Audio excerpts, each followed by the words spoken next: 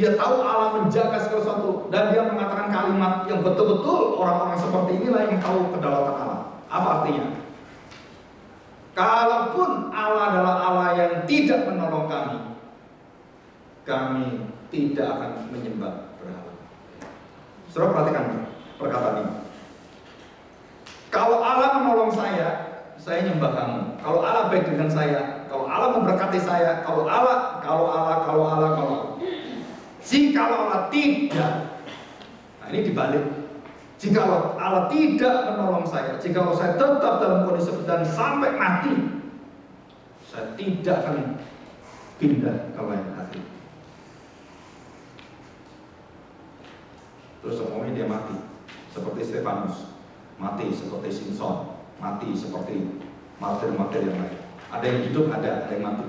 Saudara saya tanya, apa yang ditekankan dari kitab Daniel adalah kedaulatan Allah akan membawa penghiburan kekuatan yang tak terbatas melampaui nyawa. Jadi saudara jangan takut mati, jangan takut menderita, jangan takut, jangan. Kenapa? Karena Allah berdaulat. Kerjakan yang dikerjakan Tuhan. Yang paling kecil kamu kerjakan dengan sungguh-sungguh, dengan sebaik-baiknya seperti engkau kerjakan untuk Tuhan. Jadi saya tanya, cuci piring. Saudara cuci piring betul-betul seperti engkau mencuci piring untuk Tuhan. Gimana caranya? Masak seperti masak untuk Tuhan. Bukan Tuhan perlu masak, bukan ya. Tapi hatinya untuk Tuhan. Pasti dia gak akan masak asal-asalan. Jebruk. Saya pernah protes dengan Pak Yosef Tom. Pak, Bapak ini masak dengan caranya aneh Pak. Kenapa? Semua masukin aja semua, nanti bumbunya saya kasih. Mau kikil kayak kaki babi, kaki kambing, kaki ayam, masuk aja semua. Nanti tinggal saya yang mengolah, nanti enak. Kita bingung tuh. Ini di mana? Wow, katanya pokoknya masukin aja. Terus dia datang, berat, dilihatin. Ini udah matang. Oke, mana bumbunya? Udah, diam semua ya. Saya mau ini profesor itu masak juga gitu. Potong bawang waduh gede kok. Kalau kita kan kecil-kecil, dia enggak segede ini. Enggak sampai 20 menit, cemplung lima. Belum. Udah, tunggu 10 menit. Kita makan bersama. Itu saja. Enak ya. Wah, ini campur. Kena blok tuh. Enak. Terus tanya, kok bisa Pak? Dan masakan seorang nabi. Jadi akhirnya saya berani masak. Kenapa? Kalau profesor aja gini nggak apa-apa, saya juga nggak apa-apa. Asal aja. Yang bingung siapa? Istri saya. Kamu ini masak apa? Semua masuk. Nah itu kekuatan masakan seorang nabi. Ya harus diterima. Oke. Kalimat yang terakhir. Ya Lukas sudah saya bahas yang ke-7. Saudara, saya tidak menceritakan yang terakhir ini. Kenapa? Buku Sidney Greidanus menjelaskan ini semua. Saudara, di dalam sastra, kalau kita lihat Daniel pasal 2, 3, 4, 5, 6, 7 itu punya alur. Ini dari alurnya, rhyme-nya, tahu rhyme-nya? Jadi tekanan-tekanan kalau di belakangnya kayak pantun, syair itu ada aturannya. Dan di dalam bahasa aslinya itu luar biasa. Saya pernah dibawakan itu oleh seorang profesor namanya Sinan Kim. Doa Daniel yang pasal 11. Dan dia jelaskan. Oh gitu ya. Iya, kata-kata dia itu nggak boleh untuk manusia. Aku junjung kau, nggak boleh itu untuk manusia. Maksudnya untuk manusia nggak boleh apa? Waktu pacaran, aku sembah engkau. Gendeng pacaran banyak disembah. Saudara, kata sembah itu nggak boleh untuk pacaran. Betul ya? Kalau kamu memberikan cintamu, aku sembah engkau. Itu langsung geledek dari langit datang, jebret mati ya. Nggak jadi kawin kan? Jadi sesembahan pujian apa itu secara syair tidak boleh dilanggar. Maka yang boleh mendapatkan pujian dalam tata letak dan tata kalimat di dalam kitab Daniel dan kitab-kitab yang berbau apokaliptik. Surat itu untuk Tuhan. Itu kata-katanya berbeda semua. Kalau dalam bahasa Inggris KJV itu namanya thou, itu bukan you, bukan kurang ajar kamu. Kalau kepada Tuhan thou, thine, asing. Nah sekarang bahasa Inggris sekarang enggak, udah campur aja sekarang, you gitu kan. Tapi yang bahasa yang lama itu masih ada aturan-aturan kayak tata keramanya. Nah itu di dalam kitab bahasa Ibrani itu sangat kental tata keramanya.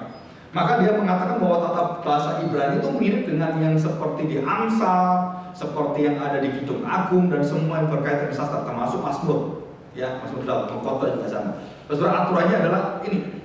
Jadi pasal 2 dengan pasal 4. Kalau kita lihat yang di buku ini, saudara bisa lihat pasal 2 pasal 4 sama. Jadi kalau pasal 2 pasal 4 itu bercerita tentang 4 kerajaan, ya, pasal 2 dan pasal yang ke-7. Ujian dan pencobaan pasal ke-3 dengan pasal ke-6. Pasal 5 dan pasal 4 dan 5 ancaman dari raja yang bernama Nebukadnezar. Itu 45 sama. Jadi 45 itu titik seperti titik kulminasi yang merupakan puncak ujian daripada Daniel dan Daniel, Sadrak, Mesak dan Abednego. Itu pasal 4 pasal 5. Itu kalau mereka salah mereka hancur semua.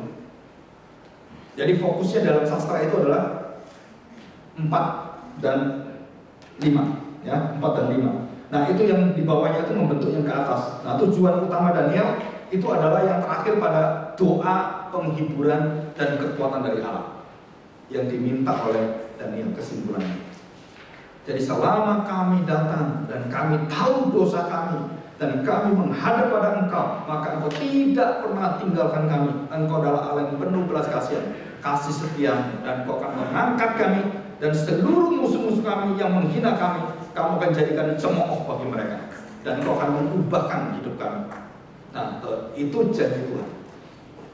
Jadi kitab Daniel ini adalah kitab yang unik sekali, ya, pemakaian kata-kata. Nah, ada pemakaian kata yang terakhir, surat tentang suku bangsa, suku bangsa dan bahasa. Diulang-ulang lebih dari 5 kali.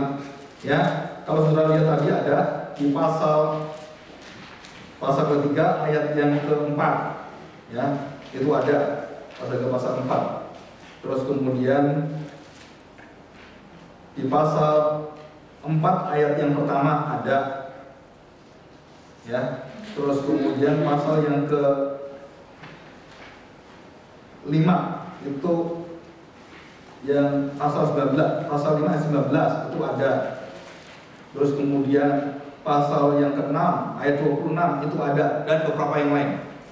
Hampir di setiap pasal itu ada suku bangsa, nation atau negara dan bahasa. Nah, saudara, kenapa kitab di dalam Daniel ini menunjukkan pada keberadaan Kristus? Karena itu persis sama posisi yang ada di kitab Daniel dengan keadaan di Romawi, di mana orang-orang Kristen itu, orang-orang Yahudi khususnya, itu mendapatkan tekanan yang luar biasa. Kehidupannya sama persis, kesusahannya sama, kerusakannya sama. Dan di kerusakan kalau saudara selidiki itu dari atas sampai bawah, ini juga dari atas sampai bawah. Ini sama kedudukannya. Dan mereka menantikan siapa? Sama, menantikan sama. Nah, di akhir zaman, sekali lagi, saudara, di akhir zaman, gereja-gereja yang tidak bernafaskan, yang dipimpin oleh Tuhan, khususnya yang membangun kehormatan kemuliaan dengan cara-cara manusia, saudara, akan terjadi penghakiman di dalam gereja. Dan itu dikatakan dalam kitab Wahyu. Jadi seluruh penghakiman Tuhan tidak memulai dari luar. No, kenapa? Karena dari luar jelas, tapi Tuhan mulai dari dalam. Dan kapankah penghakiman itu dilakukan dari dalam? Seluruh penghakiman dari dalam dilakukan dengan apa? Dengan kuasa yang disebut di dalam kitab atau kata saksi DPR. Saudara, di dalam kuasa pemberitaan dan kemurnian firman Tuhan. Itu langsung penghakiman di sana. Dan yang kedua, hidup yang murni, suci, kudus sesuai dengan firman Tuhan, dan seluruh tujuan kemuliaan adalah untuk memuliakan Sang Anak Manusia. Ini. Jadi yang pertama adalah firman itu menguasai seluruh gereja dan menjadi pusat daripada kekuatan gereja sejati. Dan firman itu akan diselidiki, firman itu akan dicintai, firman itu akan dirindukan, dan setiap orang-orang yang ada dalam kumpulan itu mereka datang dengan sukacita dan semangat dan mereka ingin sekali memiliki itu. Itu terjadi dalam Kisah pasal 2 dan Kisah pasal 4. Nah, saudara, di situ kemudian berkembang luar biasa, terjadilah orang-orang percaya berkumpul dan mereka hidup seperti firman tuliskan, dan kekudusan mereka memancar keluar dan mengagumkan orang-orang di sekelilingnya. Sangat mengagumkan. Saudara, walaupun kasar, ya kan, Pak Ahok itu mendapatkan catatan anti korupsi dan bersih nomor 1 di Indonesia. Manusia yang bersih dan tidak ada catatan, satu catatan yang jelek tentang keuangan, satu pun. Saudara, pemimpin partai manapun ada catatan semua, tapi dia tidak ada. Kenapa? Saudara tahu, dia punya gaji ditunjukkan semua rakyat, ini gaji dia. Saya mau lari kemana? Ini. Dan dia buka semua di depan orang. Satu-satunya manusia yang buka itu di Indonesia yang kita tahu. Dan setelah itu saya nggak tahu Jokowi apa pernah dibuka, saya nggak tahu. Tapi Ahok pernah buka semua. Dan dia pernah beberkan, dia fotokopi semua data buku tabungan dia, semua fotokopi, dan dia publish semua. Saya tanya, kalau gereja Tuhan bisa seperti ini, itu menunjukkan bahwa gereja itu dalam kebersihan yang luar biasa, kematangan rohani yang luar biasa, pengertian yang dalam luar biasa. Tapi jika belum siap, itu menunjukkan kita masih kecil, kita masih banyak pikiran, banyak kecurigaan, banyak hal yang betul nggak? Seluruh gereja di Irlandia, Eropa semua kita bisa lihat. Terus sudah klik, gitu ya, di pemerintahan mereka, klik, semua daftar memberi perpuluhan ada semua, ada semua. Eropa semua sudah ada semua. Jadi setiap pegawai itu langsung dipotong per bulan untuk negara, langsung tetap semua. Di Belanda juga sama. Nah, saudara, itu sistem. Jadi sistem, apakah sistem kemudian benar enggak? Nah, sistem punya kelemahan banyak. Tetapi keterbukaan dan luar biasa hidup yang memancar keluar kekudusan orang-orang dan kemudian dalam berbagai hal, dan mereka waktu terbuka, dunia kagum dengan cara hidup Salomo. Dunia kagum cara hidup Daud. Kenapa, saudara? Karena dia kudus, bersih. Dan yang ketiga, saudara, yang dalam Daniel adalah seluruh hidup mereka tidak pernah membawa diri kecuali nama Tuhan. Titik. Jadi mereka itu berada di Persia, berada di zamannya Media, berada di Kasti, berada di mana-mana. Mereka membawa nama Tuhan. Mereka memimpin orang semua, dipimpin dengan apa? Dengan karakter Allah. Ayo. Dan itu nggak gampang, nggak mudah. Dan mereka mendapatkan tantangan dari orang-orang yang benci dengan Sadrak, Mesak, Abednego itu banyak sekali. Mereka marah, kenapa? Ini orang bangsa lain kok dihormati raja. Pasti marah nggak? Kalau itu di rumahmu ada anak orang lain, gitu ya, lebih dihormati, kita marah-marah. Kenapa? Ini bukan anak saya kok. Oh, ini anak buangan, ini anak angkat, ini anak asuh anak, gitu kan? Sudah sama. Daniel, Sadrak, Mesak, Abednego setiap waktu dia salah sedikit habis dia. Tapi sampai akhir hidup mereka tidak ada masalah, bersih. Nah, itu yang hebat sekali. Kenapa orang bersih seperti masih dimusuhi? Aneh juga gitu kan. Orang-orang musuh itu banyak, saya sudah baca dalam Daniel, apalagi di dalam contoh seperti yang Esther dan lain-lain. Wah, itu luar biasa.